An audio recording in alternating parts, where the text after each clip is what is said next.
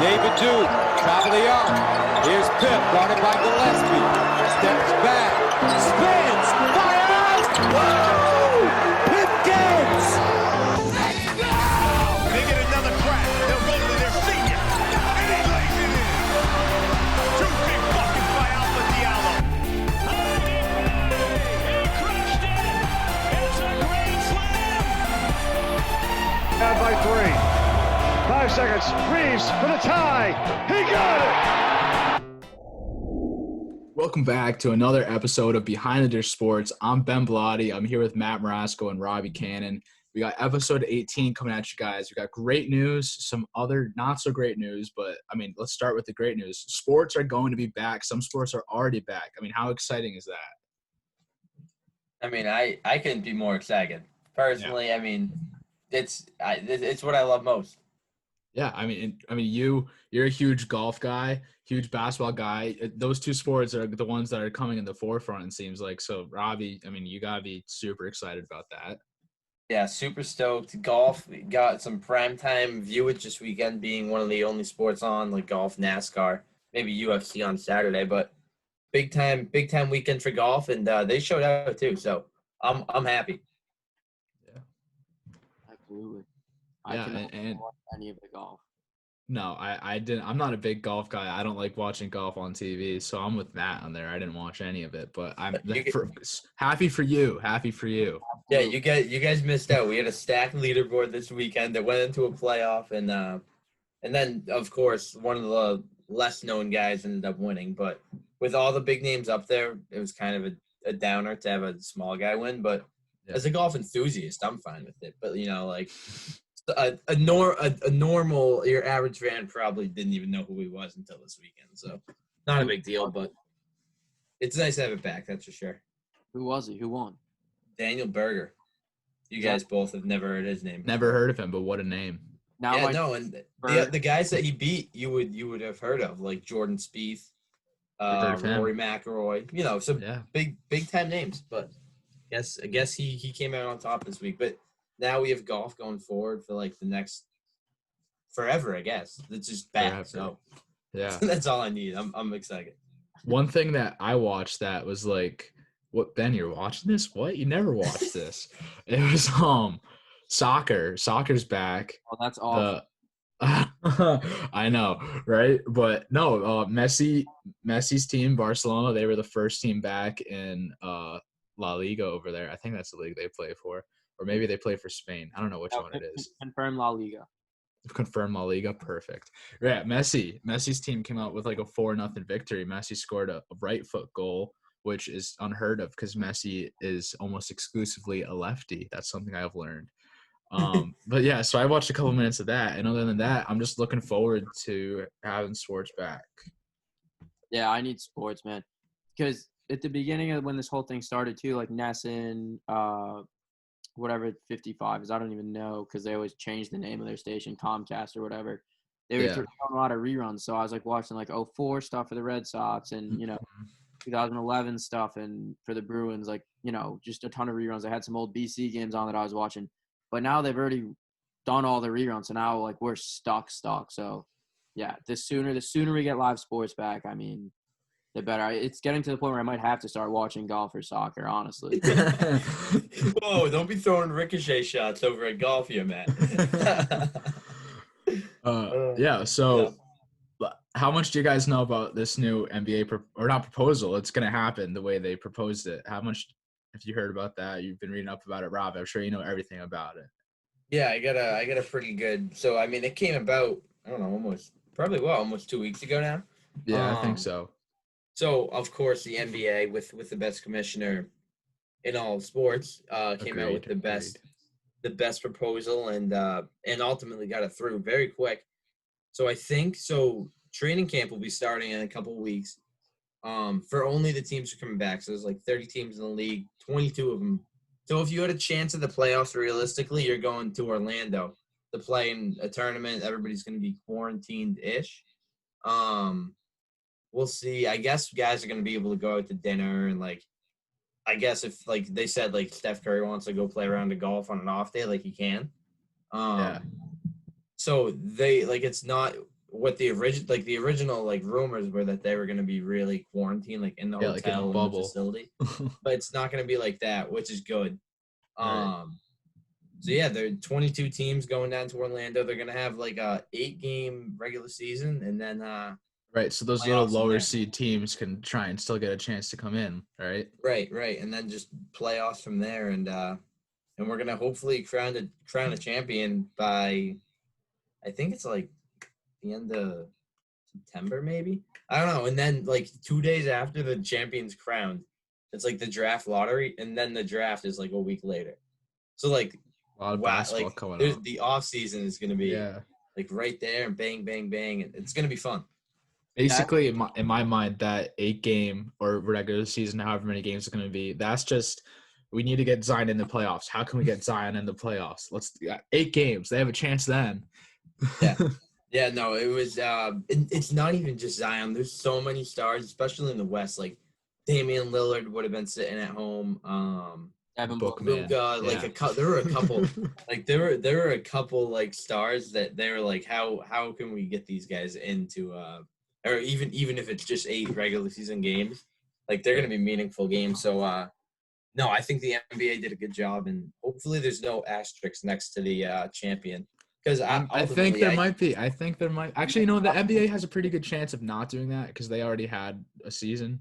Yeah, they had so But much. They're really still- losing out on like 10 games. There's going to be like a mental asterisk because it's 2020. All this crazy stuff, change is happening. Everything's happening. Everyone's going to remember it as the 2020 season. I think NBA and like if the NHL comes back, those 2 leagues are going to have like, more true champions. But if baseball ever comes back, or if the NFL happens to be short, which I don't think it will be, then I think those teams are going to have an asterisk and be like the 2020. And if not, then it's going to be like in your head, it's like, oh, 2020. Come on. Yeah.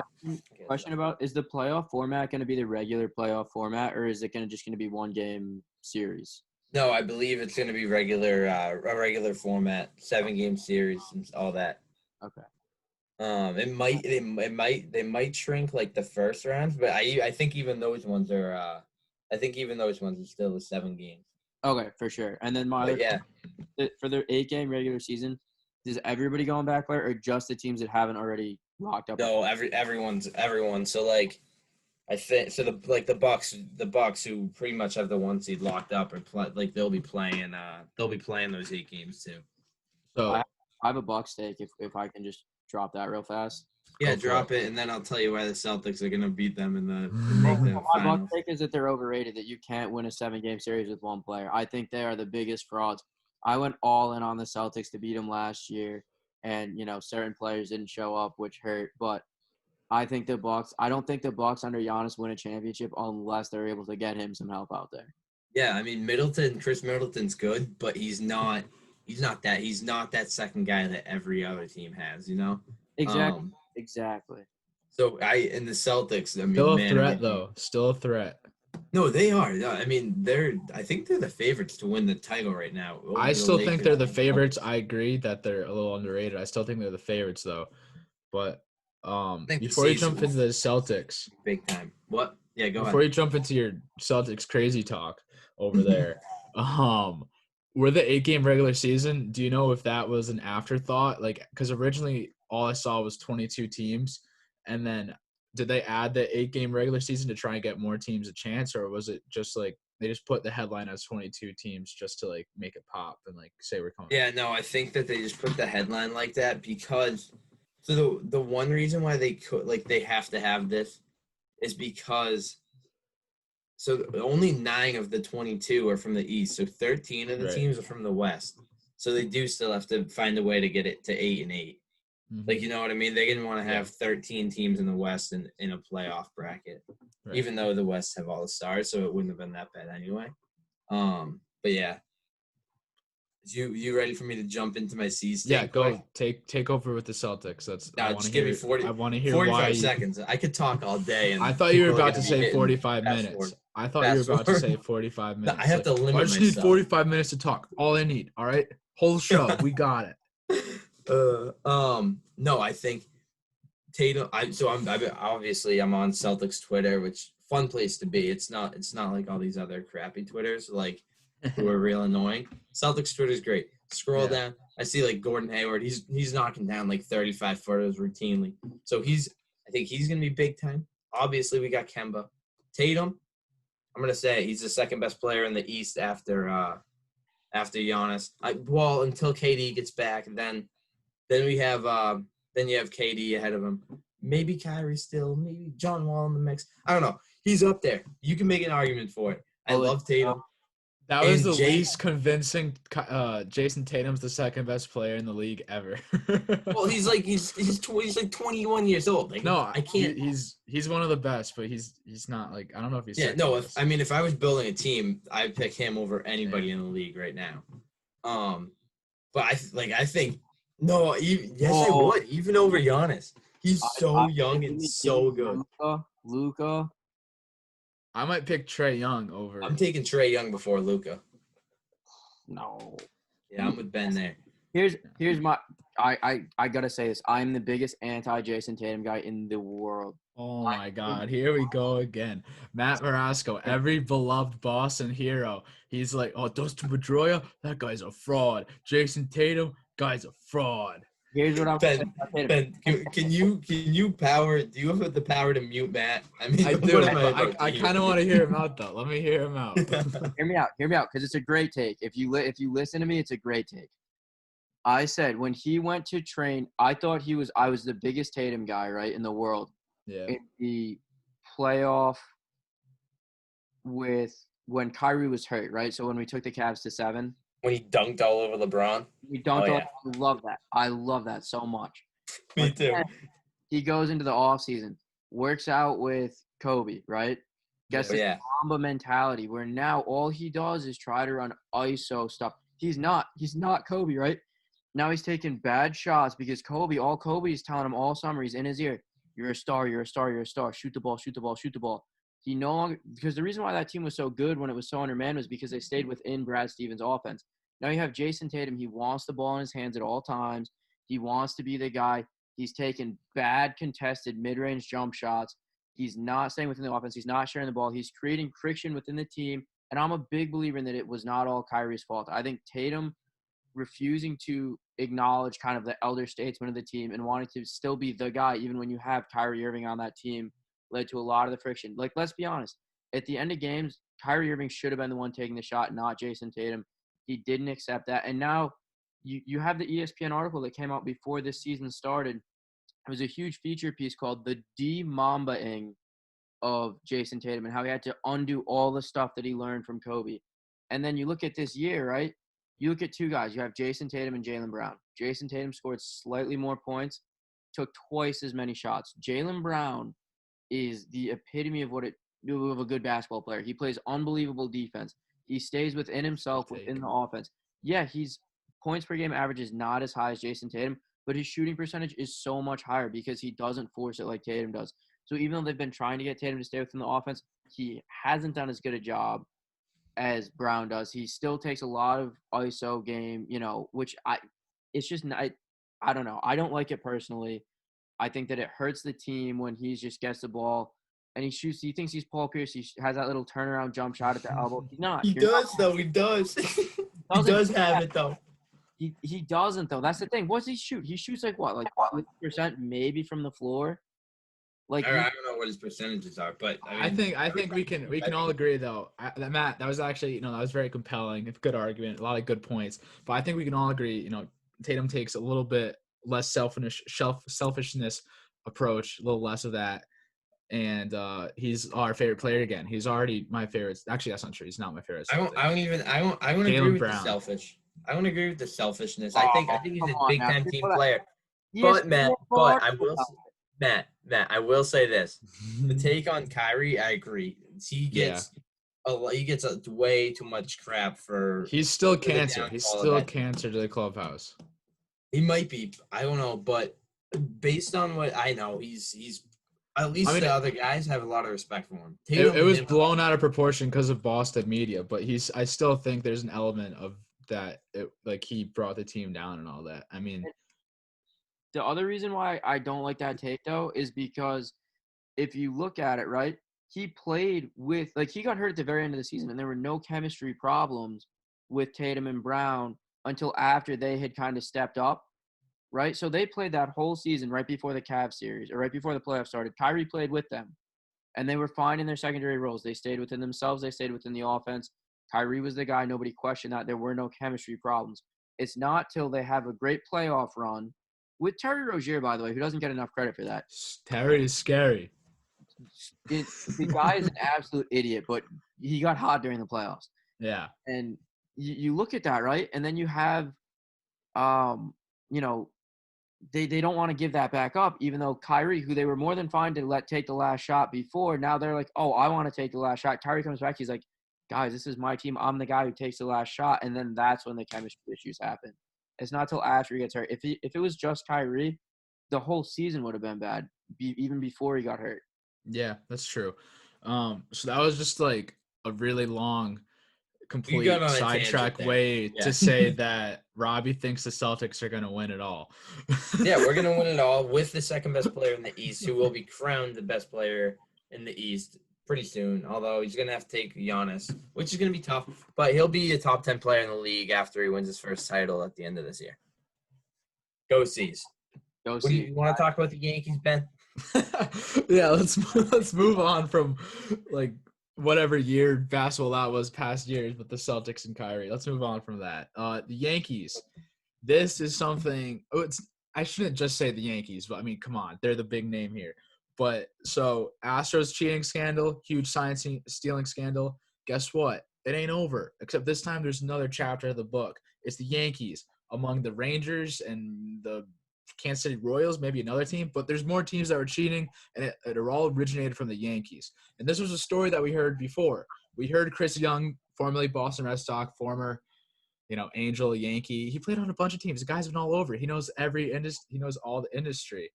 But he heard you. He talked about the Yankees. He goes, Carlos Beltran was on the Yankees. That's where he got the sign stealing from. I was on the Yankees. I brought it to the Red Sox. So that's what's going on. So the Yankees, there's a letter. Basically, a short story is there's a letter that was sent to the commissioner that has information on all these teams that were sign stealing, and the judge has just opened the case to open the letter. So now this is where it gets interesting. All the Astros that got hated on can now hate on the other teams because they're saying we knew we weren't the only ones. There's all of us. And there's a lot of stuff that's going on with that. But basically, the Yankees cheated. That's just all I got to say. They had more cameras set up than the Astros did. They had multiple people confess that it happened, such as Joe Girardi on MLB Network. People forget about that. Yeah, I love that. Anything that makes the Yankees look bad, I love. Whether it was Michael Pineda with a pine tar all over his literally anything. I love it. So here's what I'm going to say. I'm not surprised with this, and I'm glad it's finally coming out because in the original, Evan Drellick piece in Athletic Report. Yeah, the original Athletic Report. He named the Red Sox, he named Houston, he named the Yankees. All three of those teams were named. Then there are these huge drawn-out investigations into the Astros. Found a ton of bad stuff. They did a lot of bad things. Mm-hmm. Found the huge, very long, drawn-out investigation into the Red Sox, who, quite frankly, weren't doing anything. And now the Yankees kind of skated by that whole thing. Like, people forget that the Yankees were mentioned as one of the teams in the original. It just was glossed right over. Just completely glossed over. But now, bring them to justice. I'm not a big Yankee guy. I don't like them very much. And I absolutely think they were stealing signs. There's no way they weren't. Granted, everybody in Major League Baseball. Yeah. It's a matter of, did you have a guy in the video room decoding them during the game, or did you have, the Astros live time trash can banging? Right. So the issue with this now is you can't go around and yelling, Yankees cheated, because guess what? So did pretty much every other MLB team, and everyone has a little bit of technology used. It's just whether to the extent of the Astros and the Yankees. It's confirmed that they were doing very similar things to the Astros were, and that's where the Astros got the idea from. But who wasn't? The fact is that it's what was that? I said, who wasn't using technology like that, like Houston and the Yankees? The Red Sox. I mean, Right. Yeah, it's pretty hard to go against that, but everyone has cheated. So I think now it might be a new discussion. Like, was the Astros punishment too severe if everyone in the league is cheating and like now a bunch of other teams are named in this new report or something? Personally, I think no. I think the league has got to come to terms that there's cheating going on and everyone's doing it. So it's kind of like the steroid era. Like everyone did it. We just let it go. Yeah, I mean, and I like that analogy, and if you're going to use that analogy, the Red Sox are Ken Griffey Jr. because we didn't have cameras with live feed. Had a guy in the replay. So I think again, Ben, I think you hit the nail on the head. Everybody's cheating in some sense. I mean, MLB, what are you doing? You don't have somebody you don't have a person in the replay room. Of course, they're going to use it.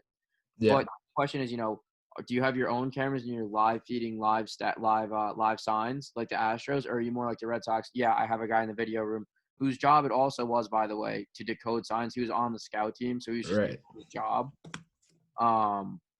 So where you fall, I think, on that spectrum, I think really kind of defines, how much you cheated, what kind of penalty. And if the Yankees fall more towards the Astros, I would love that.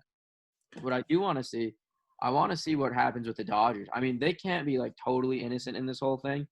Yeah. But they were the biggest, woe is me, woe is me, woe is me, right, anti-Houston. So if it ever comes out that they were doing something similar, and I doubt the Yankees were very anti-Houston too. Remember, Aaron Boone was saying, the Astros were whistling, things from the dugout, giving away signs and stuff. And then the Astros, as soon as this report came out, are saying the same thing. The Yankees are the ones whistling and all that. I think I agree with what you're saying completely. But I think the biggest takeaway from this, I mean, because everyone knows everyone cheated, like I said, and everything. I think the most surprising and fun thing about this is that all the Yankees were crying about it. The Astros cheating, they stole the title, and they posted everything on social media. Like, almost every player from the team did. And now the Astros went right back. You see it firsthand. The best one was Carlos Correa because I think it was Aaron Judge posted the Instagram picture when the Astros got caught. Caption, wait, ... what? And then Correa puts, he puts this thing on his Instagram with him like that after he hit a home run, and the caption, same caption as Judge. Wait, what? So now it's like they're doing the same exact thing. So I think the Yankees were a little too like crazy with how overboard they were on the Astros, probably just trying to cover up the fact that they did it. So it's just like that's why I think it's such a big deal because, like I said, everyone knew once the Astros report came out that all these teams were cheating. So I think just the fact that the Yankees made it so like focused on the Astros is that's why it's a huge deal that the Yankees are the ones that are doing it now too. Agreed. The other thing that I think, that needs to be looked at is kind of, where do we draw the line with cheating? Like if I'm an opposing, I shouldn't say if I'm an opposing player, but as a fan, if I know that the guy in the replay room is decoding signs in game so that he can give them to the runner on second base, I don't care, right? Like when I played, I would absolutely take signs from second. I would absolutely, you know what I mean? If I'm on first, I try to get little bit of an extra lead so I could look in. When I was coaching, right? If I was coaching at first base, if I was in the dugout, I would absolutely be decoding signs and trying to figure out and get whatever advantage I could. Yeah, for sure. To help my team. So if they're using, video replay that they have access to anyway, let them use it. But again, I just draw the line where it's the live stuff. The live stuff is the issue. Exactly. It's the live stuff is the issue. So if in-game stuff, I have no problem. Live in real time with nobody on base, that's where I draw the line. You can't do it. Right. I completely agree because, everyone goes to they look at the catcher, see if he's putting his signs a little too low, look at the third base coach, see what he's doing over there, see if he can pick up patterns, whatever. Someone's calling the pitches. The guy, you relay him with second base. Even like you were saying, I think, if you have prior video, why not look at sequences and break them down?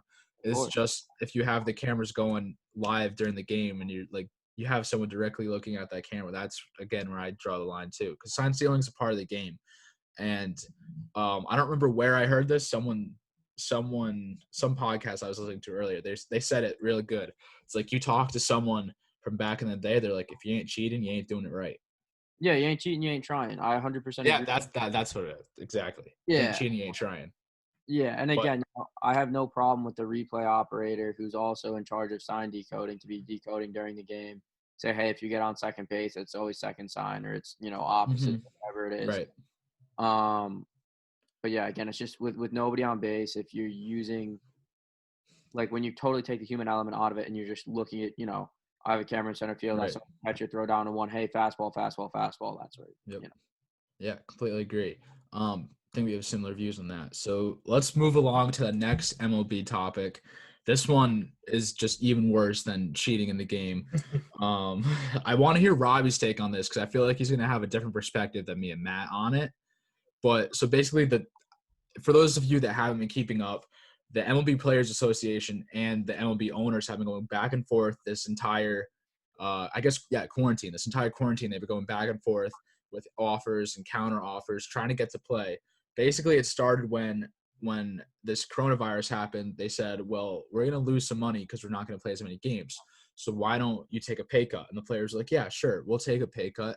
So they did. But now they have to lose more games. The owners think we're going to lose more money. So they want to take more money of the second contract they signed. And that's where the offers going back and forth, whether how many games they're going to play, if they're going to receive full prorated salaries, 75%, whatever. Basically, the last offer that happened was like a 70. I don't remember I think the owners want a 50-game season and the players' last offer was a 70-game season. But basically right now we're hovering on a 50-game season where the players had 75% prorated salaries and the players just flat out rejected it. Their owner's proposal said, we're not playing unless we get full salaries. And so you tell us when to show up to the camp and when we're going to play and we'll be ready. And then today is when really all hell broke loose and everything went absolutely crazy. And Rob Manfred said, not looking too good for baseball. 5 days prior, he said, we're definitely playing baseball. So now the players union released another statement saying how disappointed they are in Manfred. Baseball Twitter is absolutely on fire with just going after Manfred, yelling at the players. The owners are trying to make the players look bad. The players are trying to make the owners look bad. It's just a whole, it's terrible out there. And it looks like baseball is happening less and less. Yeah, I'll hop in first, and then I'll let you guys kind of go at it for a couple minutes because I know you guys feel very strongly. But so obviously, so the first they have the prorated deals, and I don't know what the specifics are on what the breakdown is for that of what their initial salaries were in a Corona-free world. But I point the finger at the owners. I don't know about you guys, but I saw a graphic I don't think it was the latest proposal, it was the one before that. And it pretty much broke down if you are scheduled to make X amount, what you're gonna make now. And it was like, well, yeah, it's not a big deal for a Justin Verlander of the world. But when you're making $1 million and then that gets cut in more than half, that's a pretty big issue. And so the cheaper, or I guess the less expensive guys that they are, the worse it gets. And then, I wouldn't want to go out there and play for such little money. Yeah, I'm glad that you said that. I mean, personally, a debate would have been a little bit more entertaining, but I'm glad you're on that side because that's how exactly I see it. I think that's how Matt sees it. There's a lot of people out there that are saying these guys are millionaires. They should just go out and play regardless for the love of the game. And yeah, they probably want to do that, but this is more about negotiating for the future, not giving into the owners. Because if you're a player, you want to make as much money as possible. If you take a drastic pay cut and the season's a huge success, then all of a sudden you're going to be, well, next season, we don't need to pay you this much. Look how much success we just had this season. So they're going to keep on going after it. And the point where, the owners trying to make the players look bad. And they're like, you're not taking all this money. We're giving you this money with all these more games. But really, Andrew McCutchen broke it down best with a very childish video he posted where he played himself and he also played his son off camera. And it was like, he was like, hey, son, you want some juice? And he was like, yeah, I want juice. And it's like, all right, here's a cup of water. And he's like, but I want a juice. He goes, what about a cup of coffee? And he just kept going back and forth. And he said, it's the same deal going back and forth. The owners are just making it look a little bit different. It's still that same glass filled with the same amount, and it's not changing. And even though you agreed to juice, you're not getting it. You're getting water, even if you want juice. So basically, you're not getting all the money you want. And it's just the owners just keep putting on different proposals with just a little bit less. Yeah, I think one of the big things that was kind of an issue was the second kind of salary slash with what happened. And, the players were like, fine, we'll take prorated deals because we are playing less games. That's only, Right. And you have teams that if they were paying these full salaries, I forgot what team it was, but I heard it on a podcast, that they would be out $100 million, under if they paid the players full and, had the shortened season. That's fine. The problem was then when they said, we're going to cut again. We're going to already Right. you have a prorated deal. Now we're going to cut that prorated deal if we can't have fans in stadiums. It's looking like we're not going to have fans in stadiums. And the players are like, listen, we already took the prorated deal. You can't, I'm already taking half. You can't cut my half and half. Right. Exactly. Which is the big issue. And again, I think it's kind of indicative of a lot of things. And you guys really hit on it too. It's these high-end names that can afford to take these pay cuts. But, looking out for, A, the players that are making league minimum who can't afford to take these pay cuts, and 2, looking out for the future of the league. It's a lot like Mookie Betts saying, look, I love Boston. I want to stay in Boston, but I have to go to the highest bidder because Mike Trout took a huge pay cut, and that hurt every other player in the league because everybody else it's Mike Trout and everybody else. So if Mike Trout is setting the ceiling for salary and he doesn't take as much as he can get, now none of the other players are going to be able to take as much as they can get. Mookie Betts is a consensus top 5, probably top 2 or 3 player in the league. Mm-hmm. The union was in his ear too, saying, hey, you can't take a hometown deal in Boston. You have to go hit the open market, and you have to go to the highest bidder. And this has been, this isn't new. The players' union and the owners have always had contentious relationships. It's worse in baseball than in any other sport.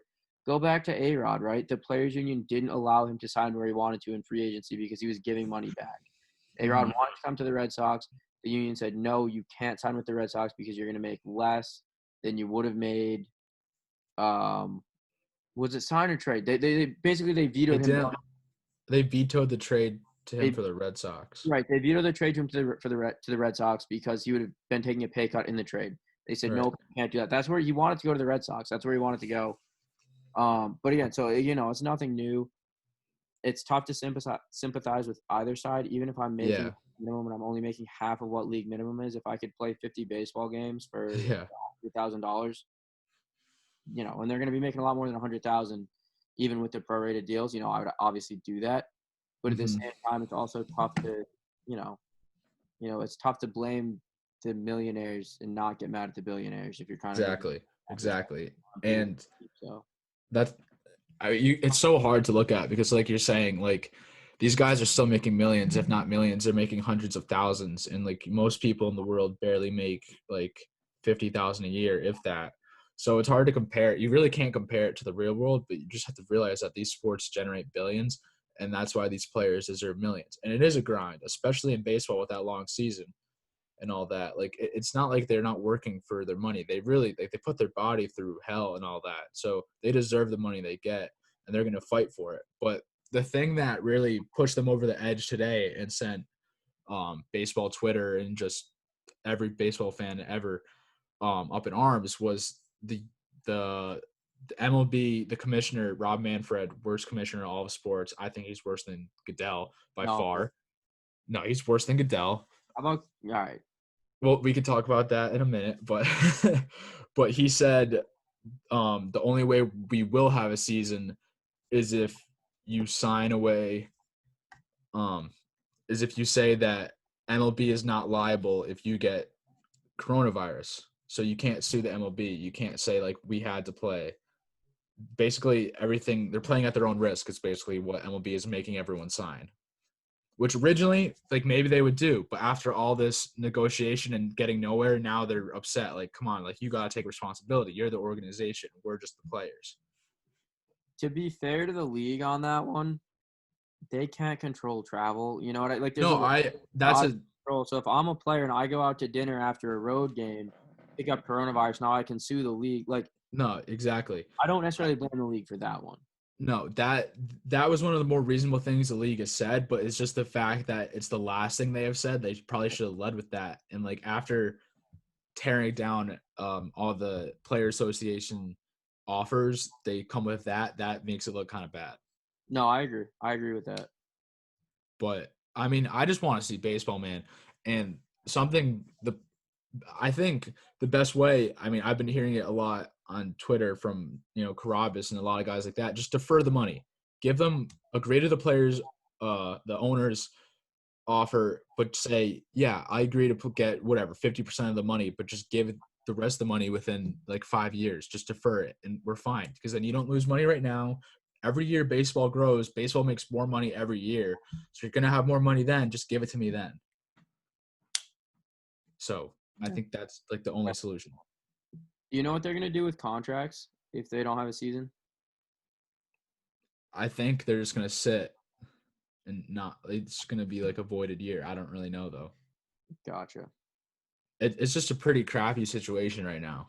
Yeah, just because I'm thinking about the contracts, right? You have a bunch of young players that want to get off their rookie deals and hit free agency, but then you have a bunch of older players who are like, look, like, I'm at the tail end of it, it's 6, 7, 8 years. Well, it's still the year still counts as a year of service time. That was already agreed upon. So season or not, the easiest way to explain it, if there's no season, Mookie Betts isn't a Dodger anymore. Yeah. So I know it counts as a season of service time, but I'm saying if there's no season, the players aren't going to get paid. And if I'm, on the last year of my big deal, but now I'm a 33-year-old, I'm like, I want this season because I want to make at least some of that money, because I know I'm not able to go sign another big deal, Yeah.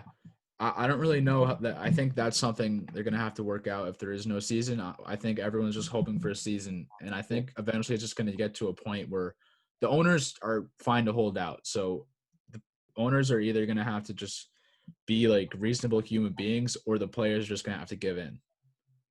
Yeah, and I think the one thing that neither side realizes that they both should is that both sides would benefit more from a season than not having a season. Not having hurts them more than any deal that they would agree to, right? Mm-hmm. Not having a season is worse than that.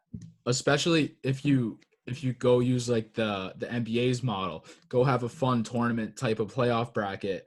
Because, at this point, the MLB season's not going to be longer than – the most it can probably be right now would be 70 games without cramming them all in. Make it short. Make it fun. Make it intense. The season doesn't even have to count. Just go out and play. Yeah, and I think, too, like, you have these – right, baseball, people always talk about it as a dying game. Whether or not that's true is a different discussion. But, you now have summer, right? That's your season. That's people go home at night in summer and they put on the whatever team their team is.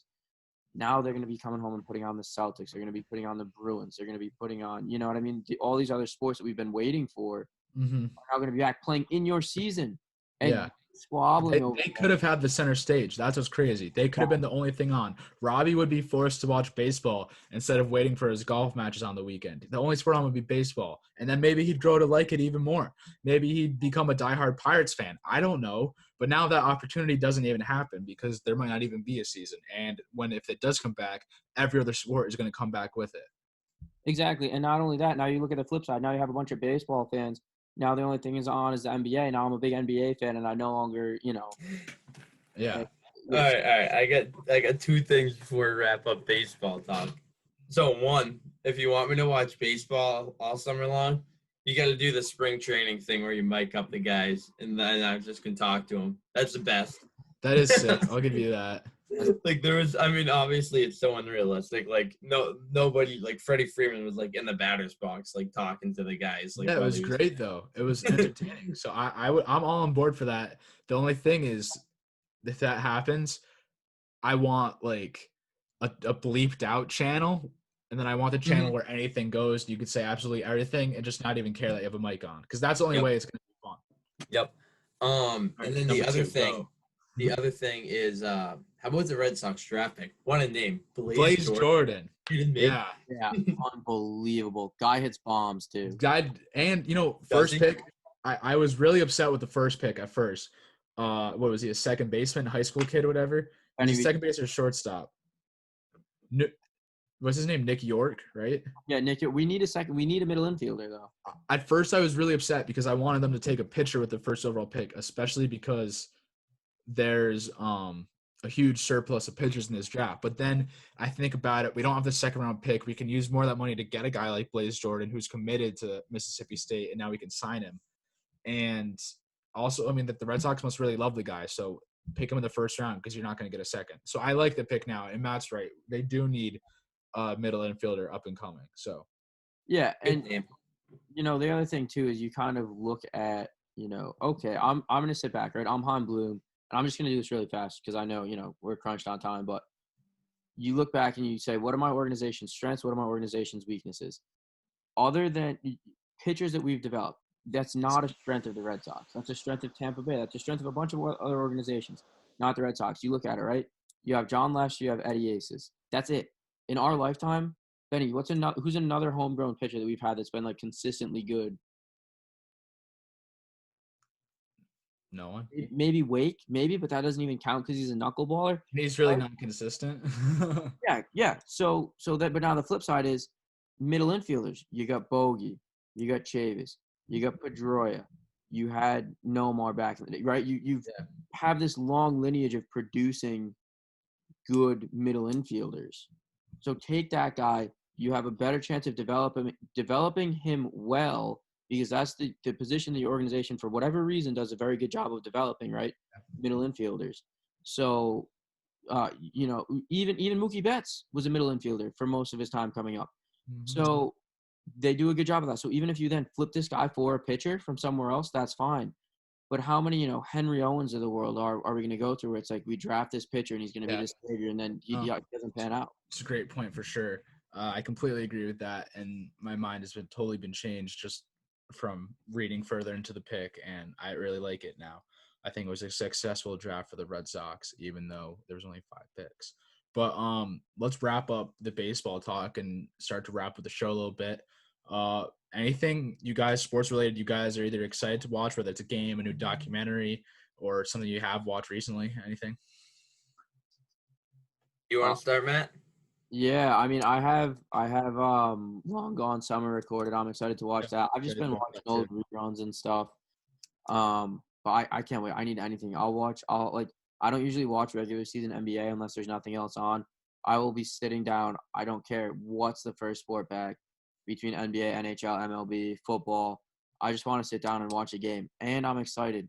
September, October are going to be insane because you're going to have everything going. You're going to have playoffs going. You're going to have college sports going. So that's what I'm looking forward to. It's kind of the light at the end of the tunnel. Everything gets pushed back, but now everything's going to get condensed into like one like awesome, chunk of sports. Love that. Yeah, so I would say, obviously, we already talked about golf. I'm getting more excited to have golf back. Over the past couple of weekends, I'm becoming a NASCAR fan. I think my guy that I'm backing is Chase Elliott. He's kind of my dog. He's a young guy. Man, can he ride? I don't even know, I don't know the terminology yet. I'm trying to get it. There's, people draft. I'm still learning the sport, but, man, is it good. It's unbelievable sport. You'll check it out. Yeah, so I think they might have got me hooked for good. I might tune in Sundays and watch NASCAR from now on. And then like Matt said, the NBA, and then those later months are going to be great. For sure. The one thing that I'm hoping for so much, we think that that these professional sports are messy trying to get back. I hope and pray for college football and college basketball because man, does that look bad logistically if you're putting these kids who aren't getting a penny to tell them to go make the school millions. Yeah. We'll see. I hope we need college sports. So. Yeah, we do. And we can have a whole nother show and discussion about that. That probably would take up 3 hours of our time. But for sure, I completely agree. NASCAR, have to check it out. I've only watched it once or twice, but if you're that hooked into it, maybe I'll get into it. It's big time. College basketball for sure. Definitely looking forward to it. Something I have watched recently was the Roy Halladay E60. It was awesome. It was a very sad story because it talks a lot about his troubles, but it was also, it was more an awareness thing for other people. And it's just cool to learn more about Roy Halladay. Looking forward to Long Gone Summer, like Matt said. But the thing I'm most looking forward to, aside from the obvious answer of the upcoming months and the upcoming sports coming back, is this Sunday – MLB Network Presents Junior, a whole Ken Griffey Jr. documentary. So that is something I'm looking forward to. I'll have to check that. I'm glad you said that because I didn't know about that, but I'll definitely check that out. Yeah. So, yeah. Ken Griffey's son, super, super fly looking kid. I mean, Junior's son? Yeah. Oh, yeah. Yeah. He looks like he's got swagger. That's the only word I'll say. Do you know his name? I don't know. No. I thought it's funny you say that though. Just real quick, I was watching ESPN had a rerun of I guess it was the 2000 home run derby, Yep. and Junior's son was sitting with Junior, and they were watching Sammy Sosa hit, and there was one where the kid's face was just like blown away by how far he hit a baseball, and just looked up at his dad, and he's like, just kind of shook his head at him. It was hilarious. Yeah. There's nothing cooler than sitting back and watching long home runs. That is true. That's for sure. And I think we all would agree that we want to watch a lot of long home runs. We can hope baseball comes back. We're looking forward to the other sports coming back. Super excited for NBA. Golf's back. Robbie's excited. Maybe I'll watch a golf here or there. Definitely going to check out NASCAR more. And Good. They race on Sundays. You got me hooked. I'm gonna check it out. yeah. So So good. we're very excited for sports coming back. We're excited that all this news has come back. Finally got something else to talk about. Going to line up some more interviews for you guys. And thanks for watching. This has been Behind the Dish Sports. I'm Ben Bellotti here with Matt Marasco and Robbie Cannon.